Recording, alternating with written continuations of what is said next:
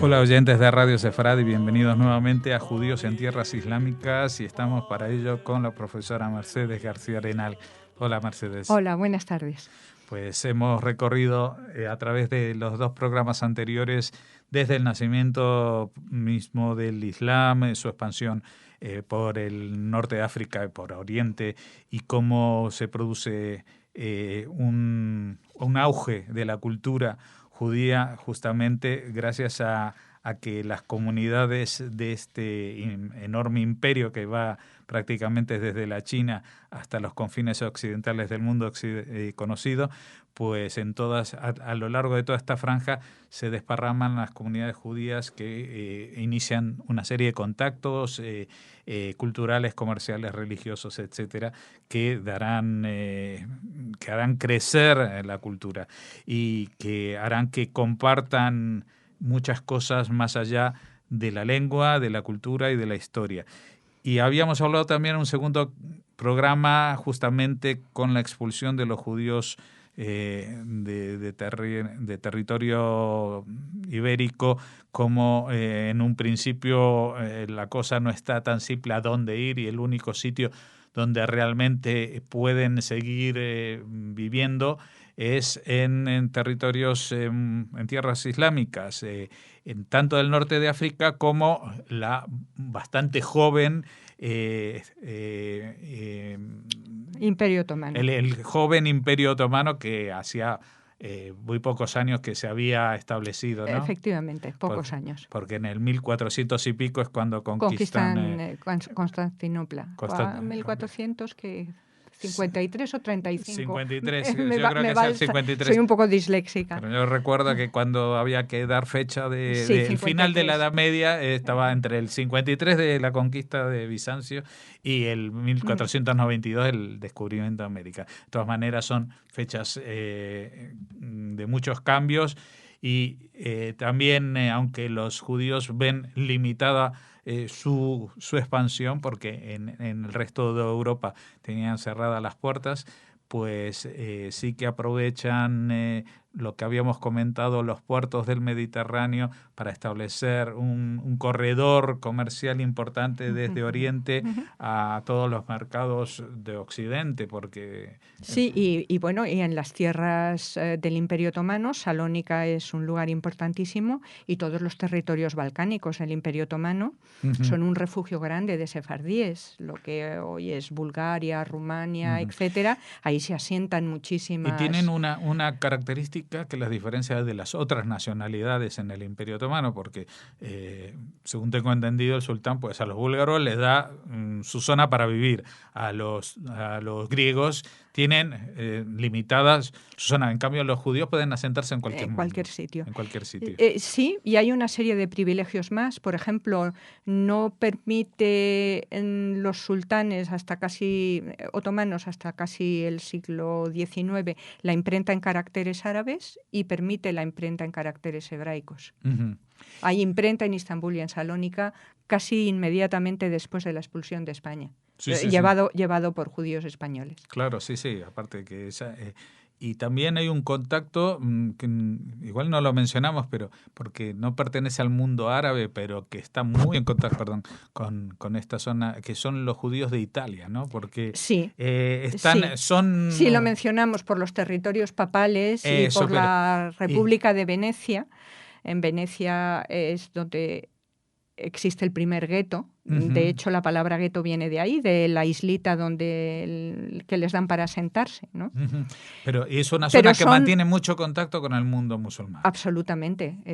Venecia es la cabeza de puente con el Imperio Otomano. Claro. Y por eso le viene bien tener judíos que tienen, pues eso, el conocimiento, la experiencia, la expertise de tratar con las instituciones y las gentes del Imperio Otomano. Ahora, el Imperio Otomano domina toda la zona también, el norte de África es zona de dominio suyo. Salvo Marruecos. Marruecos nunca perteneció al Imperio Otomano, nunca. Y Irán tampoco. Bueno, Irán no son árabes, entonces ya es... Sí, es pero otra no, cosa. pero también los turcos son turcos y no son Y árabes. no son árabes, exactamente. Sí. Pero en todo lo que era el resto Oriente Medio, Egipto, la península arábiga hasta el Yemen, todo eso es otomano. El Yemen es otomano. Grecia, los Balcanes. Pero hay una diferenciación, por lo menos con respecto a las comunidades judías, aún estando bajo el mismo imperio, con la misma religión y con gobernantes otomanos, hay partes donde los judíos siguen hablando español y otras en las que no hablan ya español o dejan de hablarlo. Por ejemplo, las comunidades de Oriente Próximo, digamos, Siria, Palestina, Arabia Esto es muy interesante. y Yemen Y no no, hablan árabe. hablan árabe. Hablan árabe. Hablan árabe. Hablan árabe.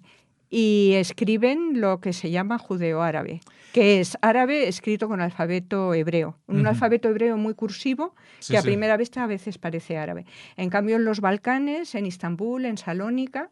Sí, y en el norte de África. Y en el norte de África, sobre todo en Marruecos, mantienen... Sí, bueno, pero Marruecos digamos que podría ser como... Por cercanía, ¿no? No, y porque ellos se mantuvieron al margen de este imperio, puede ser que se mantuviera, pero... No, eso es muy... yo la gente no sabe, por ejemplo, que en Argelia hasta el siglo XIX sí se hablaba español. Lo que pasa es que luego hubo un proceso nacional... Se hablaba español. Pero al principio sí. Yo no sé por qué. Quizá fuera también porque las otras comunidades... no musulmanas, los cristianos de Oriente Medio y de Egipto hablaban árabe. Los coptos, los maronitas. ¿No había una división administrativa entre el Magreb y el Mashrek que pudiera explicar? O sea, el Oriente. Yo creo que no debe de ser exclusivamente administrativa. El Imperio Otomano tiene unas divisiones que llama de millet, que quiere decir naciones, en que cada comunidad étnico-religiosa tiene sus propias autoridades y el gran rabino, el copto, que no me acuerdo cómo se llama, la autoridad copta mayor, es decir, tienen sus propias autoridades comunales y las autoridades otomanas tratan exclusivamente con esas autoridades, ¿no? Es una formación piramidal y cada comunidad se mantiene dentro de su propia legislación. Esto pasa un poco también luego en el Imperio Austrohúngaro durante un tiempo. Pero esto no sucede en la Europa cristiana, en la que el proceso es totalmente diferente, sobre todo con las guerras de religión entre protestantes y católicos.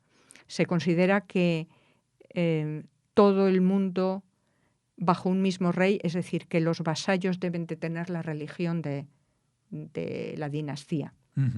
Que no existen buenos vasallos si no comparten la religión con el rey. Y las naciones europeas se crean por estas divisiones entre territorios protestantes que tienen una dinastía protestante y países católicos. Y el Imperio Otomano funciona de una manera completamente distinta, que tiene sus ventajas y sus inconvenientes, pero que se nota todavía en algunos países actuales, como por ejemplo Líbano. Líbano todavía tiene su comunidad de maronitas y su comunidad de drusos y su comunidad, y tiene que tener tantos representantes en el Parlamento como por comunidad, ¿no?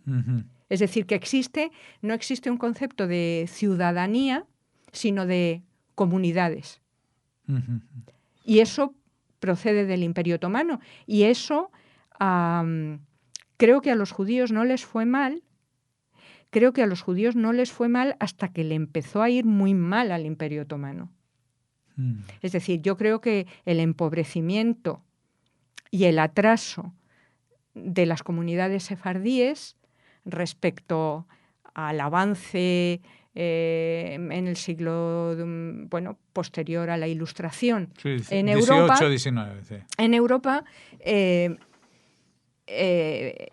pues son más pobres porque vivían en zonas que se habían empobrecido enormemente por diversos factores de los que podemos hablar, pero no por persecución directa, sino porque No por el hecho de ser judíos. No por el hecho de ser judíos, sino porque pertenecían a una región del mundo que había pasado a una posición precolonial, empobrecida, y donde los centros de poder y de poder económico se habían desplazado.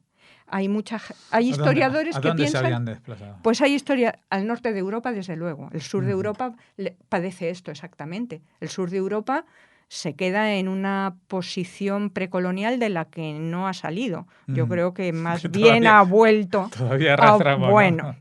pero bien. El poder pasa todo a la Europa del norte. Y los nuevos imperios son los de la Europa del norte. Hay historiadores que dicen que, incluso los otomanos lo vieron así en su momento, que la incapacidad de los otomanos de acceder a América es lo que les dejó en la estacada. Lo que les dejó fuera del juego de las naciones. Fuera del juego de las naciones. Sí. Fuera del juego de los imperios. Que a partir de ahí quedaron en una posición subsidiaria.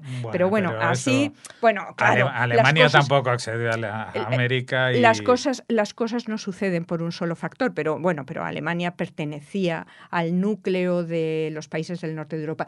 Las cosas no suceden por un solo factor, pero ese es un factor que evidentemente deja al Imperio Otomano el poder, los poderes islámicos fuertes a partir del 16 están en Irán y en la India, por ejemplo. El sultanato mughal de la India, hasta que llegan los ingleses, el imperio iraní es importantísimo, Bujara, Samarcanda, a todos nos suena, ¿no? Sí. Se desplaza hacia el este, por un lado, y hacia América por el otro, y los otomanos se quedan ahí como en un...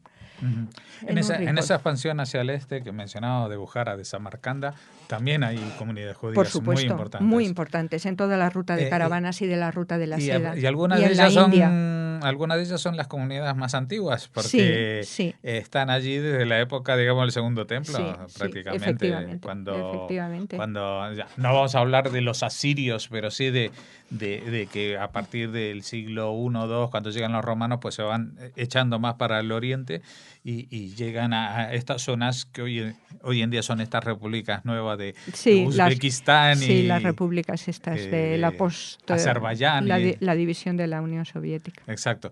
Y en ellas pues hay una ruta de comerciantes judíos que mencionamos antes y que pasa por todas estas ciudades, que también sufren invasiones que vienen todavía más del este, ¿no? Los de los mogoles. Sí, pero aún así se valen bien y participan pues de todo el tráfico de piedras preciosas, que es importantísimo para la India y de la India, hasta donde llevan esmeraldas de Colombia, por ejemplo. Y coral del Mediterráneo, con centros en Alepo, un centro judío en Alepo importantísimo. Son historias muy, muy interesantes y que apenas ahora empiezan a conocerse, a estudiarse. Porque el judaísmo askenazí ha dejado a todo el otro, ¿no?, como en un segundo plano, un poco, ¿no? Entonces, estos son estudios mucho más recientes. Toda la Haskalah, todo el judaísmo de Askenaz, con su increíble, claro, florecimiento cultural, científico, etcétera, etcétera, ha dejado para la historiografía, para los estudiosos, esto lo dejó en un segundo plano, y solo en tiempos muy recientes la gente se ha puesto a estudiarlo y es tan interesante.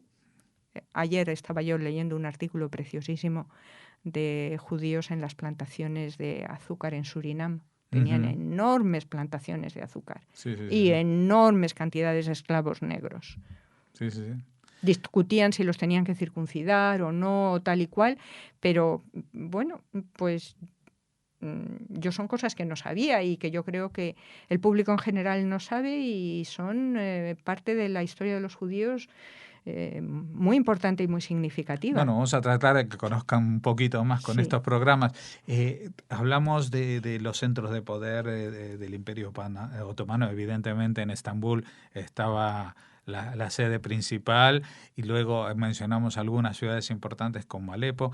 Pero, y el Cairo, por supuesto. Es lo que te iba a decir. El Cairo, Alejandría. Alejandría es un centro judío hasta el año 56, 1956, ¿no? Sí, sí. Claro, lo malo de todo esto son los movimientos nacionalistas. Uh-huh. Son los que... la mezcla de colonialismo y nacionalismo es la que termina con todo un mundo mediterráneo que... con mucho conflicto y con mucha violencia, pero era un mundo muy plural. Uh-huh. Era un mundo muy plural. Sí, sí, bueno, el caso de Alejandría es el más internacional de todos. Bueno, pero el caso de Alepo, que probablemente en este momento ya ni existe, pero donde yo he estado repetidamente hasta hace unos años, con su barrio armenio y sus comunidades maronitas, nestorianas y... ¿no? Uno ve que allí que la actividad comercial había atraído a gentes muy diversas, que se las manejaban para vivir de una manera o de otra. En aparente... Una ciudad a la que los judíos llamaban Haleb. Sí. También los árabes, ¿no? Sí, los árabes lo llaman así. Haleb, y de ahí Halep se ha traducido como Alepo, ¿no? Pero es que la primera vez que lo vi dije, pero no puede ser un nombre, parecía muy lejano, luego se acercó.